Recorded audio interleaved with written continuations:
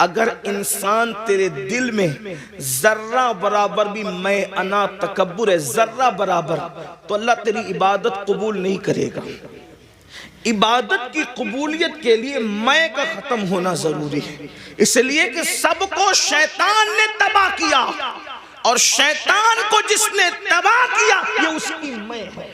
اس سے پتا چلا کہ شیطان سے بڑھ کر بھی کوئی اگر نقصان دہ چیز ہے تو اس کو میں کہتے ہیں، اس کو انا کہتے ہیں، اس کو گھمنڈ اور تکبر کہتے ہیں۔ قرآن کہتا ہے وَاسْتَكْبَرَ وَكَانَ مِنَ الْكَافِرِينَ، تکبر کیا اور کافروں میں سے ہو گیا۔ مسلمانوں، اس لیے صرف عبادت پر توجہ نہ ہو، بلکہ جو عبادت غرور پیدا کر دے، گھمنڈ پیدا کر دے، اس سے اللہ کی پناہ مانگو، اللہ کی پناہ طلب کرو۔ یاد رکھنا، اگر دامن میں توجہ کرنا، میں صوفیہ کی بات کر رہا ہوں، اللہ اکبر، اگر گناہ کر کے ندامت ہے اور عمل کر کے گھمنڈ ہے، تو عمل کر کے گھمنڈ سے بہتر گناہ کی ندامت ہے۔ یہ بات اچھی طرح یاد رکھنا۔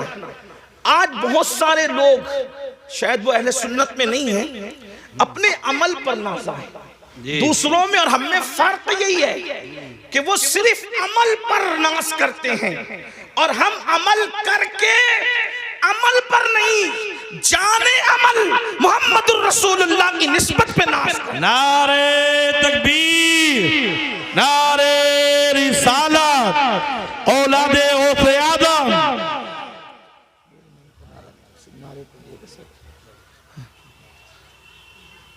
تو علامہ شرف الدین یحییٰ منیری فرماتے ہیں کہ جب تک ذرہ برابر تکبر بھی دل میں موجود ہے، عبادت قبول نہیں ہوگی۔ اور اب وہ تکبر کی ڈیفینیشن کہ تکبر ہے یا نہیں، اس کی پہچان بیان کرتے ہیں۔ آپ بھی ڈوبیں اپنے اندر، میں بھی ڈوبوں اپنے اندر، اس لیے کہ خطاب، میری اکثر عادت ہے پہلی بات تو خطاب نہیں کرتا اور گفتگو کرتا ہوں، تو ہمارے بزرگوں نے ہمیں بتایا کہ لوگوں کو مخاطب کرنے سے پہلے اپنے آپ کو مخاطب کرو، اس لیے کہ آپ سے زیادہ ضرورت اصلاح کی ہمیں ہے، مجھے ہے۔ اللہ اکبر۔ تو علامہ منیری فرماتے ہیں کہ کیا کہتے ہیں کہ تکبر ذرہ برابر ہے، تیری عبادت تجھے فائدہ نہ دے گی، تیری عبادت قبول نہ ہوگی۔ اب تکبر اور گھمنڈ کی جو ہے وہ نشانی بیان فرماتے ہیں کہ ایک انسان پوری دنیا کے انسانوں سے اپنے آپ کو حقیر سمجھ رہا ہے کہ میں سب سے حقیر ہوں، سب سے ذلیل ہوں، واقعی کہہ نہیں رہا ہے، سمجھ رہا ہے، اس لیے کہ کہنا اور ہے، سمجھنا اور ہے۔ ہم بار بار کہتے ہیں میں سب سے زیادہ حقیر ہوں، لیکن کسی مقام پر اگر ہمیں بیٹھنے کو اچھی جگہ نہ ملے تو ناراض ہو کے محفل سے نکل جاتے ہیں، کیا ہمارے لیے جگہ بھی نہ تھی؟ اللہ اکبر۔ تو انسان کہتا بہت کچھ ہے لیکن سمجھتا کم ہے۔ اللہ اکبر۔ تو علامہ منیری رحمت اللہ تعالی علیہ فرماتے ہیں سارے انسانوں سے انسان اپنے آپ کو حقیر سمجھتا ہے، لیکن صرف ایک انسان سے اپنے آپ کو بہتر سمجھتا ہے۔ سب سے حقیر سمجھ کر ایک سے اپنے آپ کو بہتر سمجھا، مطلب ابھی بھی اس کے اندر گھمنڈ اور تکبر باقی ہے، اور جس میں تکبر باقی ہے اللہ اس کے عمل کو اس کے منہ پہ مارے گا، اللہ اس کے عمل کو قبول نہیں فرمائے گا۔ اپنے من میں ڈوب کر پا جا سراغ زندگی، تو اگر میرا نہیں بنتا نہ بن، اپنا تو بن۔ تو پہلی مٹھی بھر کر جب ہم کسی قبر پر مٹی ڈالتے ہیں تو کہتے ہیں منہا خلقناکم، اس کا مطلب کیا ہے؟ گھمنڈ والو، تکبر والو، چاہے حسن کا ہو، چاہے علم کا ہو، چاہے دولت کا ہو، چاہے نسب کا ہو، چاہے تقویٰ پرہیزگاری کا ہو، قرآن کہہ رہا ہے اسی مٹی سے تمہیں پیدا کیا گیا ہے۔ منہا خلقناکم، اسی مٹی سے پیدا کیا گیا، تمہیں تخلیق کیا گیا مٹی سے۔ جس انسان کو مٹی سے بنایا گیا ہو اس انسان کو گھمنڈ کیسے زیب دیتا ہے، اس انسان کو تکبر کیسے زیب دیتا ہے؟ پھر اس کے بعد ہم دوسری مٹی بھر کر کے ڈالتے کہتے ہیں وَفِيهَا نُعِيدُكُمْ، اسی میں ملا دیے جاؤ۔ اٹھایا مٹی سے ملائیں گے مٹی، اور پھر وَمِنْهَا نُخْرِجُكُمْ تَارَةً أُخْرَى، تیسری مٹھی بھر کر جب ہم مٹی ڈالتے ہیں تو کہتے ہیں آیت کریمہ کو بطور دعا پڑھتے ہیں اور پھر اسی مٹی سے تمہیں اٹھایا جائے گا۔ اب آج میری گفتگو کا جو عنوان ہے ہم کیسے اٹھیں گے، یہ اس پر آپ کی توجہ۔ جانا تو سب نے قبر میں، ہر آدمی اپنی اپنی عمل کے مطابق جائے گا، جو جیسے جائے گا تیسے جائے گا، اٹھیں گے کیسے؟ تو ایک حدیث پاک بڑی طویل ہے، اس میں اللہ کے رسول صلی اللہ علیہ وآلہ وسلم سے پوچھا گیا کہ یا رسول اللہ صلی اللہ علیہ وآلہ وسلم، ہمیں قبروں سے کیسے اٹھایا جائے گا اور کس حالت میں اٹھایا جائے گا؟ اللہ کے حبیب علیہ الصلوۃ والتسلیم سے جب پوچھا گیا کہ ہمیں کس طرح اٹھایا جائے گا اور ہم کیسے اٹھیں گے اپنی قبر سے، حضرت سیدنا معاذ ابن جبل رضی اللہ تبارک و تعالی عنہ کا سوال تھا۔ آپ نے سوال کیا آقا کیسے اٹھیں گے؟ تو اللہ کے حبیب علیہ السلام نے کہا اے معاذ، تو نے بہت مشکل سوال کیا مجھ سے، اور اس کا جواب دینے سے پہلے توجہ کرنا، اس کا جواب دینے سے پہلے سید العالمین قائد المرسلین عالم ما کانا وما یکون اتنا روئے کہ روتے روتے داڑھی بھی آنسوؤں سے تر ہو گئی اور حضور کے کپڑے بھی آنسوؤں سے تر ہو گئے۔ سوال کیا تھا؟ آقا قبروں سے ہم کیسے اٹھیں گے، کس حالت میں اٹھیں گے، کس شکل میں اٹھیں گے، کس انداز سے اٹھیں گے؟ تو اللہ کے حبیب علیہ السلام پر اس قبر سے اٹھنے کی کیفیت جب حضور کو یاد آئی کہ امت کیسے اٹھے گی، حضور اتنا روئے صلی اللہ علیہ وآلہ وسلم کہ آپ کی داڑھی آنسوؤں سے تر ہو گئی، کپڑے آنسوؤں سے تر ہو گئے، اور فرمایا تو نے مشکل سوال کیا اور پھر جواب دیا اے معاذ، جب میری امت قبر سے اٹھے گی تو وہ 12 صورتوں میں اٹھے گی، 12 شکلوں میں اٹھے گی، قبر سے اٹھنے والوں کی 12 پوزیشن ہوگی۔ اب یہاں توجہ کے ساتھ سنیں، حدیث مکمل ہوگی، بات بھی پوری ہو جائے گی۔ اب ان 12 میں ہم کس کے اندر ہے ذرا اس پر توجہ کرنا۔ میں نہیں کہوں گا کہ آپ کس میں ہیں، میں کس میں ہوں، یہ کس میں ہے، وہ کس میں ہے، نہیں، بہت ہو چکا میرے بھائیوں۔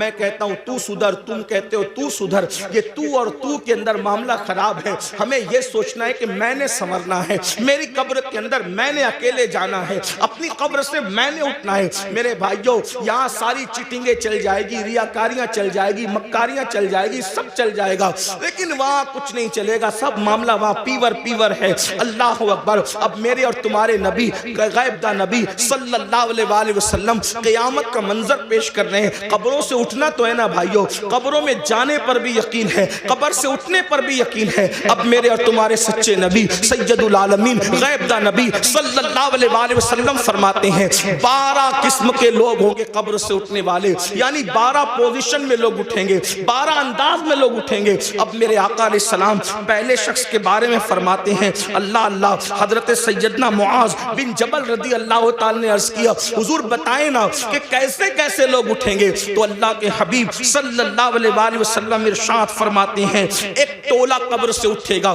یعنی پہلا گروپ قبر سے نکلے گا، قبروں سے جو پہلا ٹولہ گروپ نکلے گا، آقا ارشاد فرماتے ہیں نہ ان کے ہاتھ ہوں گے نہ ان کے پیر ہوں گے، یعنی قبر سے نکلتے وقت، یعنی قبر میں جب دفن ہوں گے تو ان کا پورا وجود صحیح سلامت ہوگا، لیکن جب وہ اپنی قبروں سے اٹھیں گے تو ان کے ہاتھ بھی کٹے ہوئے ہوں گے، ان کے پیر بھی کٹے ہوئے ہوں گے۔ اللہ اکبر۔ اس حالت میں وہ دنیا سے جب گئے تھے تو اچھے بھلے، لیکن قبر سے نکلیں گے تو ہاتھ نہیں پیر نہیں، ہاتھ اور پیر دونوں کٹے ہوئے، اور اس وقت تو غیب سے ندا آئے گی اے لوگوں، یہ ٹولہ جو قبر سے ہاتھ اور پیر کٹا ہوا نکلا ہے، جانتے ہو کس جرم کی وجہ سے ان کے ہاتھ اور پیر کاٹ دیے گئے؟ اللہ اکبر۔ تو لوگ پوچھیں گے کس وجہ سے؟ تو کہاں جائے گا؟ یہ دنیا میں اپنے پڑوسیوں کو تکلیف پہنچاتے تھے، یہ دنیا میں اپنے پڑوسیوں کے ساتھ اچھا سلوک نہیں کرتے تھے، اس لیے آج یہ اپنی قبروں سے اٹھے ہیں تو ان کے ہاتھ بھی کٹے ہیں، ان کے پیر بھی کٹے ہیں۔ آپ سے پوچھنا چاہتا ہوں آج تھوڑی سی طاقت مل جائے، تھوڑی سی قوت مل جائے، پڑوسیوں کے ساتھ ہمارا سلوک کیا ہے؟ اللہ اکبر۔ بڑی معذرت کے ساتھ مسلمانوں، ہر پڑوسی دوسرے پڑوسی کو، ہر طاقتور کمزور کو دبا رہا ہے، بلکہ العیاذ باللہ اب تو حالات یہاں تک ہو گئے صرف پڑوسیوں کو ستایا نہیں جا رہا ہے، پڑوسیوں کی بیٹیوں پر بھی غلط نظر ڈالی جائے، ان کی بہوؤں پر بھی اگر وہ کمزور ہے تو غلط نظر ڈالی جاتی، غریب ہے تو ان کی آبرو کا سودا کرنے کی کوشش کی جاتی ہے۔ مسلمانوں سوچو تو صحیح انجام کیا ہے؟ یہ دنیا ہے، دنیا میں کوئی روکے نہ روکے، کوئی ٹوکے نہ ٹوکے، کوئی جو چاہے جس طرح چاہے کر لے، مگر قبر ہے، ہے, آخرت ہے. ذرا سوچو تو صحیح, دنیا میں جس کے ہاتھ نہیں اس کا انجام کیا, دنیا میں جس کے پیر نہیں اس کی حالت کیا, لیکن آخرت میں جو اللہ اکبر لنگڑا اور لولا کر دیا جائے, کس بنیاد پر؟ پڑوسیوں کو ستانے کی بنیاد پر. آئیے میں طول نہ دیتے ہوئے صرف ایک دو روایت اس سلسلے میں آپ کی خدمت میں پیش کروں. جانتے ہیں اللہ کے رسول علیہ السلام فرماتے ہیں کہ جبریل نے میرے پاس آ کر پڑوسیوں کے بارے میں ایسی ایسی باتیں کرنا شروع کی کہ مجھے اندیشہ ہوا کہ کہیں پڑوسیوں کو وراثت میں حقدار نہ کر دیا جائے, پڑوسیوں کو جو ہے انسان کے مال میں شریک نہ کر دیا جائے. آقا علیہ السلام ارشاد فرماتے ہیں کہ کوئی بندہ پیٹ بھر کر کے کھانا کھا کے سو جائے اور اس کا پڑوسی بھوکا ہو, آقا فرماتے ہیں وہ کامل مومن نہیں ہو سکتا. یہاں تک آقا فرماتے ہیں کہ پڑوسی کا حق یہ ہے جب تم اچھا کھانا بناؤ تو تھوڑا سا پانی اپنی ہانڈی میں بڑھا لو تاکہ وہ کھانا تم اپنے پڑوسی کو بھیج سکو. آج ہم جلسوں میں, کانفرنسوں میں اور تحریروں میں بڑی درد بھری باتیں کرتے ہیں. آج لوگ کیا کہتے ہیں؟ اس کی بیٹی بھاگ رہی ہے, یہ ہو رہا ہے, وہ ہو رہا ہے. میں کہتا ہوں سب ہو رہا ہے. اگر ہم نے اپنے پڑوسی کا خیال کر لیا ہوتا تو غریب کی بیٹی نہ بھاگتی. اور ایک بات آپ کو بتاؤں, کس نے کہہ دیا کہ صرف غریب کی بیٹی بھاگ رہی ہے؟ بڑی معذرت کے ساتھ صرف غریبوں کی نہیں بلکہ مالداروں کی بھی. اور اس کی وجہ صرف غربت نہیں ہے بلکہ اچھے رشتوں کا نہ آنا بھی اس کی وجہ ہے, جہیز کی لعنت بھی اس کی وجہ ہے, ساتھ ہی ساتھ علم کا نہ ہونا بھی اس کی وجہ ہے, ساتھ ہی ساتھ فضول خرچیوں میں ہمارا پڑھ کر کے شادیوں کو مہنگا کرنا بھی اس کی وجہ ہے. لیکن بس اتنا عرض کرنا چاہتا ہوں, اپنے پڑوسیوں کا خیال کرو, پڑوسیوں کا لحاظ کرو, اور اگر پڑوسیوں کو ستاؤ گے, ظلم کرو گے تو یاد رکھنا قبر سے بغیر ہاتھ اور بغیر پیر کے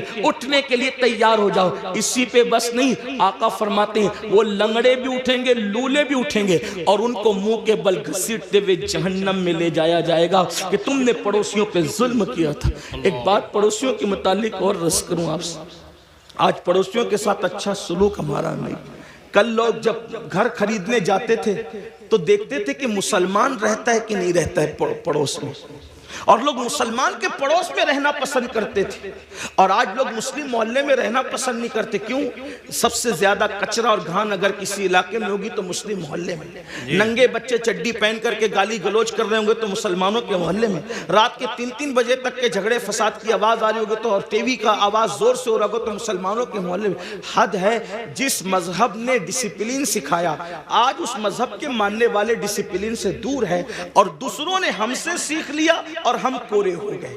یہ رونا ہے, کوئی ڈسپلین ہماری زندگی میں نہیں. مسلمانوں سوچو تو صحیح, ہم کہاں ہیں؟ ہمیں اس سے نکلنا ہے.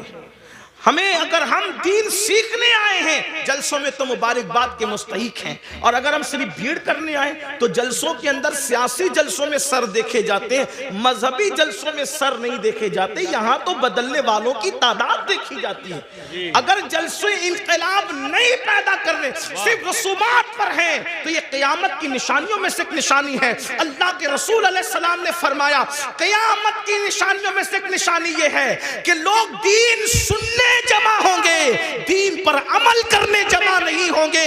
اللہ اکبر. جلسے والے بھی خوش, خطیب صاحب بھی خوش کہ کیا ہزاروں کی بھیڑ تھی, لیکن کہتا ہوں یہ قیامت کی نشانی ہے. دل اس وقت تک ٹھنڈا نہیں ہوگا ہمارا جب تک کہ جیسے جلسے میں رات کے 3 بجے تک ٹک کر بیٹھتے ہو, اسی تعداد میں جب تک نماز فجر میں نہ آؤ ہمارے کلیجے ٹھنڈے نہیں ہو سکتے.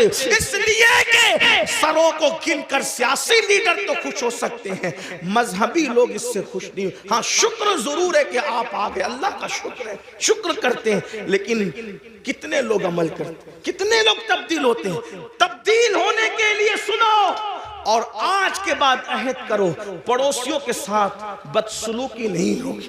ایک بات آپ سے کہتا ہوں, ہمارے امام الائمہ, سراج الامہ, کاشف الغمہ, سیدنا نعمان بن ثابت امام اعظم ابو حنیفہ کا ایک پڑوسی تھا. موسیقی کے فن میں ماہر تھا اور آپ کو ستانے کے لیے پوری رات موسیقی بجاتا تھا, میوزک بجاتا تھا, بہت تکلیف پہنچاتا تھا. گانا بھی گاتا تھا, تکلیف بھی تکلیف پہنچانا ہی اس کا مشغلہ تھا. اور ایک بات یہ بھی یاد رکھنا, اگر کوئی پڑوسی آپ کو ستائے آپ صبر کریں, کیونکہ پڑوسی کا حق ہے، آپ صبر کریں، آپ اس پہ ظلم نہ کریں۔ امام اعظم ابو حنیفہ رحمۃ اللہ تعالیٰ علیہ صبر کرتے تھے۔ ایک دن کسی نے اس کی کمپلین کر دی بادشاہ کے سپاہ کے پاس، بادشاہ کے سپاہی ہے اس کو اٹھا کے لے گئے، اور جب اس کو اٹھا کر کے لے گئے تو امام اعظم ابو حنیفہ نے کسی سے پوچھا آج اس گویے کی آواز نہیں آتی؟ دیکھو ہم تو کبھی برساں برس پڑوسیوں کی خیال ہی نہیں رکھتے، آواز آ رہی کہ نہیں آ رہی، کس حالت میں نہیں ہے، لیکن امام اعظم تھے۔ یہی تو بات ہے، دین مکمل دین ہے، دین مکمل نظام حیات ہے، دین مکمل جو ہے اللہ اکبر قانون زندگی ہے۔ امام نے پوچھا آج اس گویے کی آواز نہیں آ رہی ہے؟ تو کسی نے عرض کی خوشی خوشی حضرت اس کو تو پولیس اٹھا کے لے گئی، اس پہ تو کمپلین ہو گئی ہے، اس کو جیل میں ڈال دیا گیا۔ اب میرے پڑوسی کو جیل میں ڈال دیا گیا، آپ اسی وقت تشریف لے گئے اور جانے کے بعد آپ نے فرمایا کہ میرا پڑوسی ہے، اس کو جیل میں کیوں ڈالا گیا؟ تو کہا آپ کو ستاتا تھا، گاتا تھا، میوزک بجاتا تھا، موسیقی بجاتا تھا، اس لیے یہ حال کیا گیا۔ فرمایا کوئی بات نہیں، اس کا میرا مسئلہ ہے، لیکن میں تو اس کو لے جاؤں گا۔ اور امام اعظم اپنے سورس سے، اپنی سفارش سے اس کو چھڑا کر لائے۔ رستے میں اس نے کہا میں تو آپ کو ستانے کے لیے کرتا تھا، آپ نے مجھے کیوں چھڑایا؟ فرمایا جو تو کرتا تھا وہ تیرا اپنا عمل ہے، مجھے پڑوسی کے ساتھ حسن سلوک کا حکم دیا گیا ہے، میں نے اس پر عمل کیا۔ قدم پکڑ کر کہتا ہے واللہ اگر کسی کو امام اعظم کہلانے کا حق ہے تو وہ ثابت کا بیٹا نعمان آپ ہی ہیں۔ نعرہ تکبیر، نعرہ رسالت۔ بزرگوں کا طریقہ تھا، ہم اپنے پڑوس کے ساتھ، آج تو پڑوس میں سگا بھائی بھی رہتا ہے، ہم اس کے ساتھ کیا سلوک کرتے ہیں؟ اچھا کھانا بناتے ہیں تو معاذ اللہ چھپا چھپا کر کے کھاتے ہیں، ایسا نہیں ہونا چاہیے۔ پھر میرے اور تمہارے آقا صلی اللہ علیہ وآلہ وسلم ارشاد فرماتے ہیں دوسرا گروہ، دوسرا قافلہ، دوسرا ٹولہ جب اپنی قبر سے نکلے گا تو اس کی شکل سور کی طرح اور خنزیر کی طرح ہوگی۔ خنزیر اور سور کی شکل میں وہ اپنی قبروں سے نکلیں گے۔ حالانکہ جب ان کو قبر میں رکھا گیا تھا تو ان کے چہرے اچھے بھلے تھے، لیکن اب وہ میدان محشر میں اٹھیں گے تو وہ سور کی شکل اور خنزیر کی شکل لے کر اٹھیں گے۔ صحابہ بے چین ہو گئے، تڑپ گئے، عرض کیا یا رسول اللہ صلی اللہ علیہ وآلہ وسلم، جو گروہ، جو ٹولہ، جو قافلہ قبروں سے سور اور خنزیر کی شکل میں اٹھے گا ان کا کیا قصور ہوگا؟ تو میرے آقا فرماتے ہیں ان کا قصور یہ ہوگا کہ وہ نمازوں میں سستی کرتے تھے، وہ نمازوں میں غفلت کرتے تھے۔ مسلمانوں ذرا سوچو تو صحیح، اپنے نبی کی ہر بات پر یقین ہے، ان باتوں کو کیوں بھول جاتے ہو؟ جس کے کہنے پر اللہ کو ایک مانا، جس کے کہنے پر قرآن کو اللہ کی کتاب مانا، جس کے کہنے پر دین اسلام کو حق مانا، اللہ اس رسول کا فرمان ہے بے نمازی، نماز میں سستی کرنے والا جب اپنی قبر سے اٹھے گا تو سور کی شکل میں اٹھے گا، خنزیر کی شکل میں اٹھے گا۔ اس پر زیادہ بات نہ کرتے ہوئے ایک روایت آپ کے سامنے پیش کروں، کھلے دلوں کے ساتھ اور کھلی آنکھوں کے ساتھ، کھلے کانوں کے ساتھ سننا۔ اپنے آپ پہ رحم کر لو، اپنے آپ پہ رحم کر لو، اللہ کے بندو، آخرت کی گھاٹی بڑی مشکل ترین گھاٹی ہے، ہم نے اس کو جتنا آسان سمجھا اتنا آسان نہیں ہے۔ میرے امام کہتے ہیں اللہ اکبر، پاٹ وہ کچھ دھاریے کچھ زار ہم، یا الہی کیوں کر اترے پار ہم، اپنی ستاری کا یا رب واسطہ ہو نہ رسوا برسرے بازار ہم۔ اللہ ہمیں فیس بک کے لیے تو وقت ہے، یوٹیوب پر بیٹھنے کے لیے تو وقت ہے، دوستوں کی محفلوں کے لیے تو وقت ہے، بیوی بچوں کے لیے تو وقت ہے، سب کے لیے وقت ہے، رب کے لیے وقت نہیں۔ سن لو اور اچھی طرح سے سن لو۔ اللہ حضرت علامہ عثمان ابن حسن رضی اللہ تبارک و تعالیٰ عنہ اپنی کتاب میں لکھتے ہیں، میری بہنوں کی بھی توجہ، اللہ کے حبیب علیہ السلام کا ظاہری دور ہے، آقا علیہ السلام اپنے صحابہ کے جھرمٹ میں جلوگر ہیں، ایسے میں ایک نوجوان روتے ہوئے آتا ہے اور عرض کرتا ہے یا رسول اللہ صلی اللہ علیہ وآلہ وسلم، میرے ابو کا انتقال ہو گیا، میرے باپ کا انتقال ہو گیا۔ آقا میرا باپ مر چکا ہے، اس کا انتقال ہو چکا ہے، ہم دیہات کے لوگ ہیں، دیہات میں رہنے والے ہیں، آقا نہ اس کو کوئی غسل دینے والا ہے، نہ اس کو کوئی کفن پہنانے والا ہے، یا رسول اللہ صلی اللہ علیہ وآلہ وسلم اس لیے میں رو رہا ہوں۔ میرے آقا نے فرمایا اے ابو بکر اٹھو، اے عمر اٹھو، اور دونوں جاؤ اور جا کر کے اس کے دیہات میں پہنچو، اس کے گاؤں میں پہنچو، اس کو غسل بھی دو، اس کو کفن بھی پہناؤ۔ اللہ اکبر۔ جب صدیق اکبر، فاروق اعظم، میرے آقا کے دونوں یار شیخین کریمین اٹھے اور دیہات میں پہنچے تو جیسے میت کے قریب گئے غسل دینے کے لیے چہرے سے چادر ہٹائی، چہرے سے چادر ہٹائی تو کیا دیکھا کہ اس کا منہ، میت کا منہ کالے سور کی طرح ہو گیا، کالے خنزیر کی طرح ہو گیا۔ اللہ اکبر۔ صدیق و فاروق نے جب یہ منظر دیکھا زار زار رونے لگے، زاروں قطار رونے لگے۔ ایک قاصد کو اللہ کے رسول صلی اللہ علیہ وآلہ وسلم کی بارگاہ میں پیش کیا گیا، یا رسول اللہ اس کا چہرہ تو کالے سور کی طرح، کالے خنزیر کی طرح ہو گیا، اس کو کیسے غسل دیں، اس کو کیسے کفن پہنائے؟ اللہ اکبر۔ میرے اور تمہارے آقا صلی اللہ علیہ وآلہ وسلم خود تشریف لائے چل کر کے، اور جب اس کا منہ کالے خنزیر کی طرح دیکھا حضور علیہ السلام بھی رو پڑے۔ پھر میرے آقا نے دعا کی اور دعا کرنے کے بعد اس کا چہرہ ٹھیک ہو گیا۔ جب چہرہ ٹھیک ہو گیا تو پھر غسل دیا گیا، کفن پہنایا گیا، نماز جنازہ پڑھی گئی، اور جب جنازہ مکمل ہو گیا تو کسی نے دھیرے سے کہا پہلے تو اس کا چہرہ کالے سور کی طرح، کالے خنزیر کی طرح ہو گیا تھا، اب ذرا دیکھیں تو اس کا چہرہ کیسا ہے۔ جب دوبارہ چہرہ دیکھا گیا نماز جنازہ کے بعد، جب کفن ہٹایا گیا تو کیا دیکھا لوگوں نے؟ اب بھی اس کا چہرہ کالے سور کی طرح، کالے خنزیر کی طرح تھا۔ سب رو پڑے۔ صحابہ نے عرض کیا ہمارے ماں باپ آپ پر قربان یا رسول اللہ صلی اللہ علیہ وآلہ وسلم، اس کا چہرہ بار بار کالے سور کی طرح، کالے خنزیر کی طرح کیسے ہو جاتا ہے؟ تو میرے آقا نے اس کے بیٹے کو بلا کر کے پوچھا یہ بتا تیرے باپ کا چہرہ کالے سور کی طرح کیوں ہو جاتا ہے بار بار؟ اس نے عرض کی یا رسول اللہ صلی اللہ علیہ وآلہ وسلم، میرا باپ کوئی گناہ نہیں کرتا تھا، بس اس کی کمی یہ تھی کہ جب نماز کا وقت آتا تو وہ سو جایا کرتا تھا، وہ نماز نہیں پڑھتا تھا۔ تب میرے آقا نے ارشاد فرمایا لوگوں دھیان سے سنو، جو نماز میں سستی کرے گا وہ اپنی قبر سے اس حالت میں اٹھے گا کہ اس کا منہ کالے سور کی طرح ہوگا، کالے خنزیر کی طرح ہوگا۔ بتاؤ چہرے پر پھنسی آ جائے کتنا بے چین ہو جاتے ہو، کسی کے چہرے پہ سفید داغ آ جائے کتنا بے چین ہو جاتا ہے۔ لوگ منہ پہ رومال رکھ کے پھرتے ہیں، اگر اس کو فالج ہو جائے میرا ٹیڑھا منہ لے کر میں کیسے جاؤں، سفید داغ لے کر کیسے جاؤں، پھنسی لے کر کیسے جاؤں؟ اپنے جیسے انسانوں کے سامنے جب یہ عیب لے کر نہیں جاتے، جس کو ڈاکٹر درست کر سکتا ہے وہ عیب لے کر نہیں جاتے۔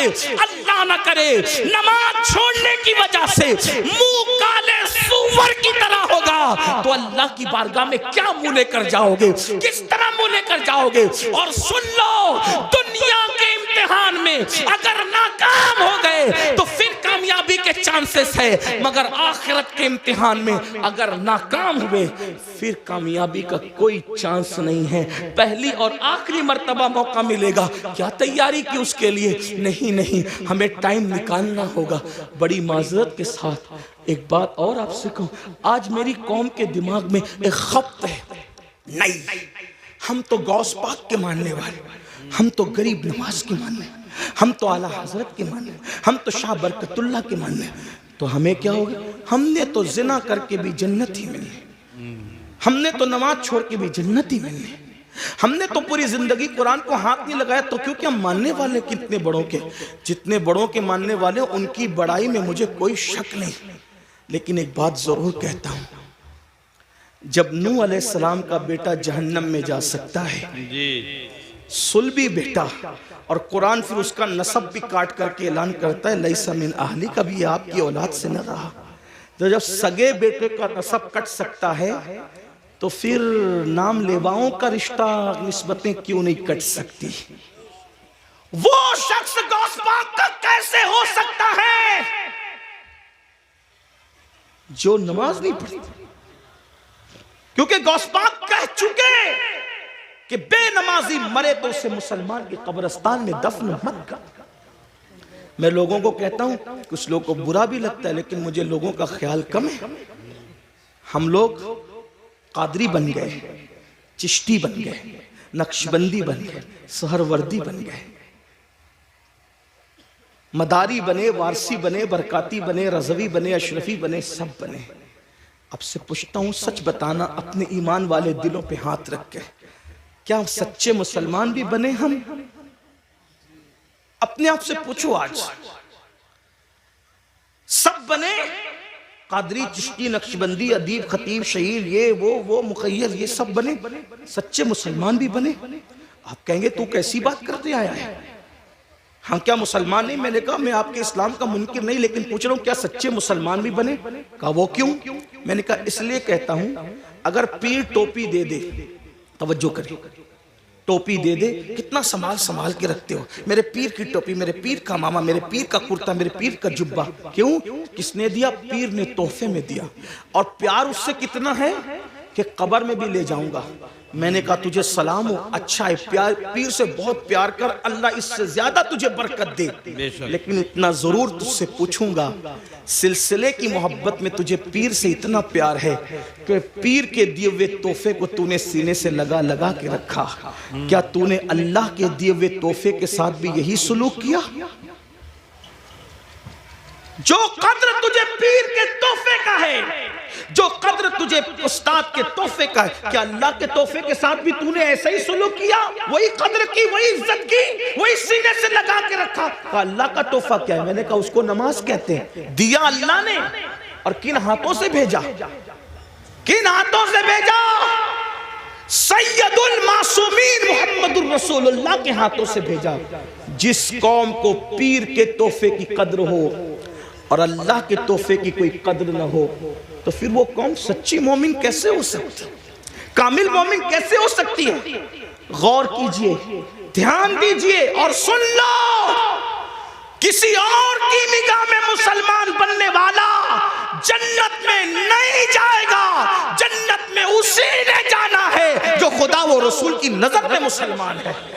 اپنے آپ کے بارے میں جو بھی تراش لو، اند اللہ جو مومن ہے، اند الرسول جو مومن ہے، جنت اسی کے لیے ہے۔ اس خوش فہمی میں مت رہنا کہ صرف سنی کہلا کر کے جنت مل جائے گی۔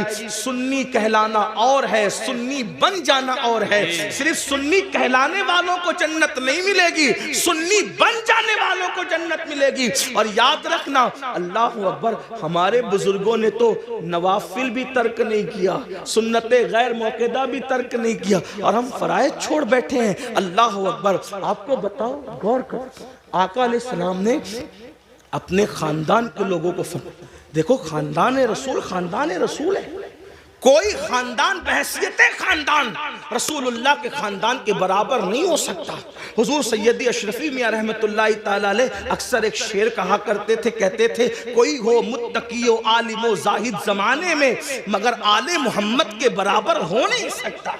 آپ فرمایا کرتے ہو، توجہ فرمائے، خاندان نبوت ہے، اور امام اہل سنت نبی کے خاندان کے بارے میں کہتے ہیں، آب تطہیر سے جس میں پودے جمے، اس ریاض نجابت پہ لاکھوں سلام، خون خیر الرسل سے ہیں جن کا خمیر ان کی بیلوس طینت پہ لاکھوں سلام۔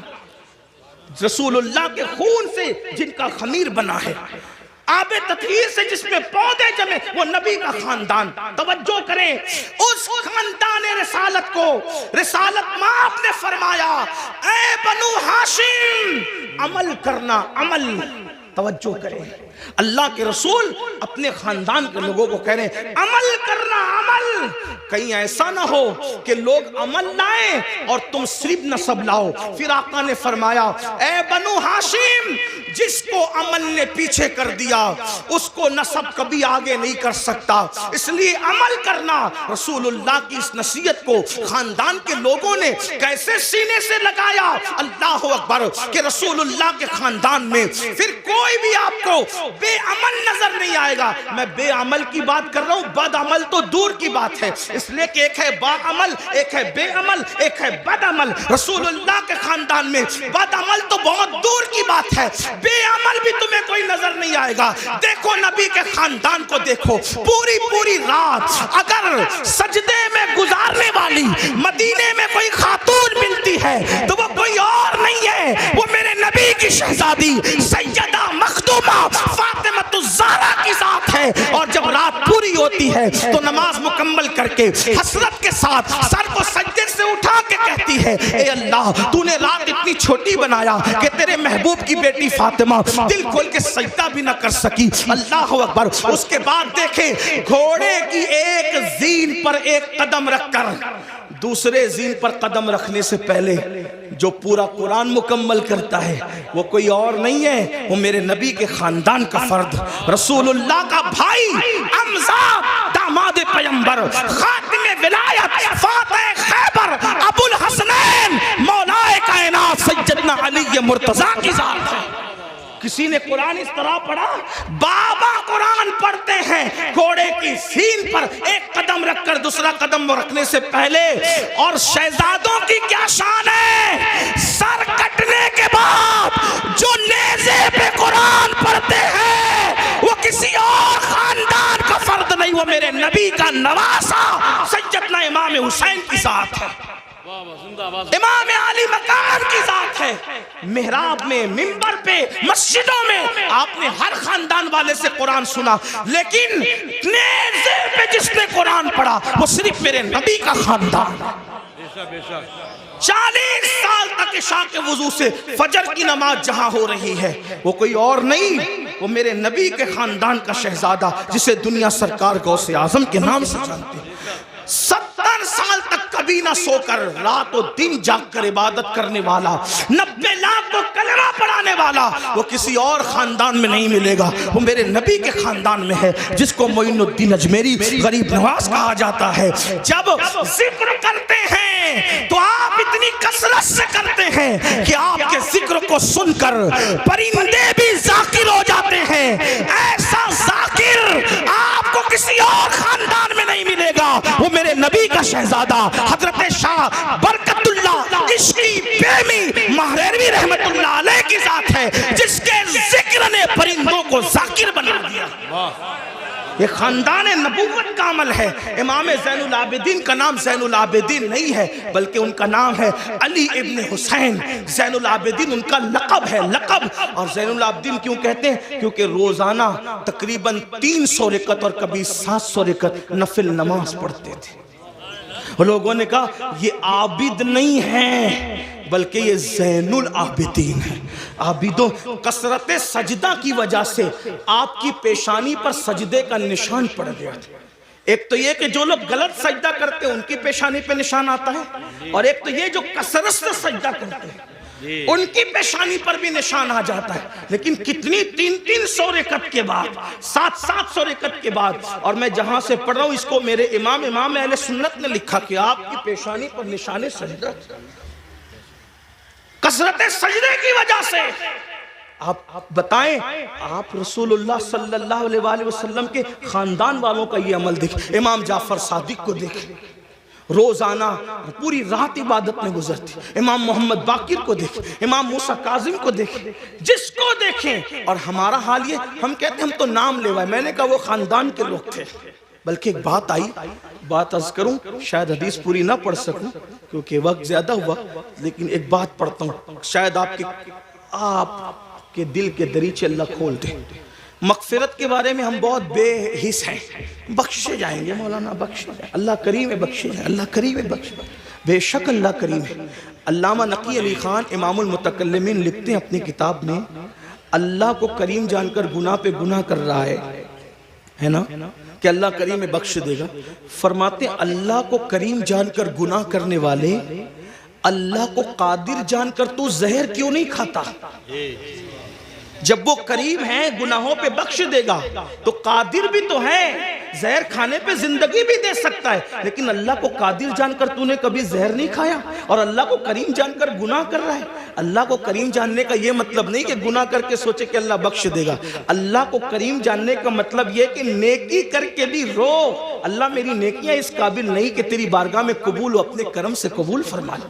اللہ گناہ تو گناہ، اگر نیکی کا سوال کر لے تو ہم اپنے اللہ کو نیکی کا جواب نہیں دے سکتے۔ جو اتنے چین سے بیٹھے ہیں نا میرے بھائی، جب جس دن احساس ہوگا کہ مغفرت کس چیز کا نام ہے تو آپ کو پتہ چلے گا۔ حضرت سیدنا امام جعفر صادق کا ذکر ہے۔ امام جعفر صادق کو لوگ اتنا ہی جانتے ہیں کہ ہم ان کی کنڈے کی نیاز کرتے ہیں، بس اتنا ہی جانتے ہیں، لیکن جانتے ہیں یہ امام جعفر صادق غوث اعظم سے پہلے اپنے دور کے غوث اعظم ہیں۔ مقام غوثیت کبریٰ پر فائز امام جعفر صادق۔ کون امام جعفر صادق؟ جن کی جوتیاں امام اعظم ابو حنیفہ جیسے لوگ سیدھا کرتے تھے، اور امام اعظم کہتے ہیں کہ اگر 2 سال نہ ہوتے امام جعفر صادق کی صحبت کے تو نعمان ہلاک ہو گیا ہوتا۔ یہ امام جعفر صادق، لیکن وہ جعفر صادق جس کی صحبت کو امام اعظم اپنی کل عمر کا سرمایہ کہتے ہیں، جب اس امام جعفر صادق سے لوگ مصافحہ کرتے، ہم لوگوں سے بھی لوگ کرتے ہیں، امام جعفر صادق سے بھی لوگ مصافحہ کرتے تھے۔ داتا صاحب لکھتے ہیں کہ جب امام جعفر صادق سے کوئی مصافحہ کرتا تھا تو امام جعفر صادق اس کا ہاتھ پکڑ لیتے۔ دھیان دینا، توجہ کرنا، غور سے سننا اور پھر سوچنا اس پر کہ ہم کہاں ہیں۔ امام جعفر صادق جس کے نسب میں کسی کو کوئی اختلاف نہیں، جی اتنا مضبوط سلسلۃ الذہب ہے کہ جعفر صادق بیٹے ہیں امام محمد باقر کے، وہ بیٹے امام زین العابدین کے، وہ بیٹے امام حسین کے، اور وہ بیٹے ہیں حضرت مولا علی کے، اور وہ شوہر سیدہ فاطمہ کے، اور وہ شہزادی رسول اللہ کی۔ یہ سلسلۃ الذہب ان کا نسب نامہ ہے۔ ہاں، اب امام جعفر صادق سے کوئی مصافحہ کرنے آتا تو آپ اس کا ہاتھ پکڑتے اور ہاتھ پکڑ کر فرماتے وعدہ کر کہ اگر قیامت میں تیری بخشش ہو گئی تو تو اللہ کی بارگاہ میں میری سفارش کرنا کہ اللہ جعفر صادق کو بخش دے، اس کو معاف کر دے۔ توجہ کریں، اگر اس اسٹیج پر یہ جو بڑے بڑے علماء مفتیان کرام سادات کرام بیٹھے ہیں، مفتی آفاق صاحب کے صاحبزادے ہیں اور بھی علماء ہیں، اگر کوئی کسی عام آدمی کا ہاتھ پکڑ کے کہے کہ اگر تیری بخشش ہو گئی تو میری سفارش کر دینا، مغفرت میری کروا دینا، تو وہ کہے گا کہ حضرت یہ کیسی بات کر رہے ہیں آپ لوگ اللہ والے لوگ ہیں، ہم عوام میں سے ہیں، ہماری نہ غسل ہے صحیح ہے، نہ ہماری طہارتیں صحیح ہے، نہ ہمیں نماز پڑھنے کا طریقہ آتا ہے، آپ ایسی کیسی بات کر رہے ہیں۔ اب جب یہ منبر پہ بیٹھے ہوئے اللہ والے کسی سے یہ بات کریں تو تعجب ہوگا، چہ جائے کہ امام جعفر صادق ایسا سید جس کی غلامی امام اعظم جیسے لوگ کریں، وہ جو ہے علم کے معاملے میں ان جیسا ان کے دور میں کوئی نہیں تھا، تقوی کے معاملے میں ان جیسا کوئی متقی نہیں تھا، عبادت کے معاملے میں ان جیسا کوئی عابد ان کے دور میں نہیں تھا، اور وہ لوگوں کا ہاتھ پکڑ کے کہتے وعدہ کرو کہ اگر تمہاری بخشش ہو گئی تو تم میری سفارش کرنا، میری مغفرت کروانا، میری سفارش کرنا، شفاعت کرنا۔ اور لوگ پلٹ کے کہتے امام آپ تو سید ہیں، سید آپ تو سید آل رسول ہیں، ہم آپ کی کیا سفارش کریں گے، آپ کے نانا شفیع المذنبین ہیں۔ تو امام جعفر صادق روتے ہوئے جواب دیتے رونا تو یہی ہے کہ ہم سید ہیں۔ توجہ کریں، کہتے رونا تو یہی ہے کہ ہم سید ہیں، کیونکہ ہم اس بات سے ڈرتے ہیں کہ ہمارے نانا کو ہم منہ کیا دکھائیں گے، نانا کو منہ دکھانے کی ہمت نہیں ہے قیامت کے دن۔ یہ حال ہے ان کا جن کی سیادت پر، امامت پر، قیادت پر، تقوی پر، زہد پر پوری امت کا اتفاق ہے، وہ قیامت کے دن سے اتنے لرزہ بر اندام ہے۔ اور یہاں جنہیں غسل بھی نہیں آتا، وضو بھی نہیں آتا، جمعہ کی 2 رکعت پڑھ کے مسجد سے ایسے بھاگتے ہیں جیسے اسکول سے چھٹی ہونے پر اسکول کے بچے بھاگتے ہیں، یہ حالت ہے۔ اور اس کے بعد ہم جنت کے ٹھیکیدار بنے، مولانا ہم جنت میں نہ جائیں گے تو کون جائے گا؟ بڑی معذرت کے ساتھ وہاں پھر دیکھا جائے گا کہ کیا ہوگا، اور وہاں پچھتانے سے کام نہیں چلے گا۔ آج لے ان کی پناہ، آج مدد مانگ ان سے، پھر نہ مانیں گے، قیامت میں اگر مان گیا، آج راتوں کو ضائع کرنے والوں، آج راتوں کو فضول گزارنے والوں، وقت کو برباد کرنے والوں، یہ زندگی کا قیمتی سرمایہ اللہ نے پہلی اور آخری مرتبہ دیا ہے، خدا کے لیے اس کو ضائع نہ کرو، اس کو فضول برباد نہ کرو، ورنہ موت کی بات پچھتانا ہوگا۔ موت کے بعد سوائے پچھتانے کے کچھ ہاتھ نہیں آئے گا، لیکن اس دن کا پچھتانا اللہ اکبر کوئی فائدہ نہ دے گا۔ اس کے بعد میرے اور تمہارے آقا صلی اللہ علیہ وآلہ وسلم فرماتے ہیں کچھ لوگ ایسے ہوں گے اللہ اکبر جب وہ اپنی قبروں سے اٹھیں گے، یہ تیسرا گروپ ہے، یہ تیسرا ٹولہ ہے جو اپنی قبروں سے اٹھیں گے، اس حالت میں اٹھیں گے کہ ان کے پیٹ پہاڑوں کی جیسے بڑے بڑے پیٹ ہوں گے، اور ان کے پیٹوں کے اندر سانپ، بچھو اور آگ دہک رہی ہوگی۔ صحابہ نے پوچھا آقا وہ کون ہوں گے؟ سرکار علیہ السلام فرماتے ہیں یہ وہ لوگ ہوں گے جو دنیا میں زکوٰۃ ادا نہیں کرتے تھے، زکوٰۃ نہیں دیتے تھے، بڑے بڑے پہاڑوں کی طرح پیٹ لے کر کے اٹھیں گے۔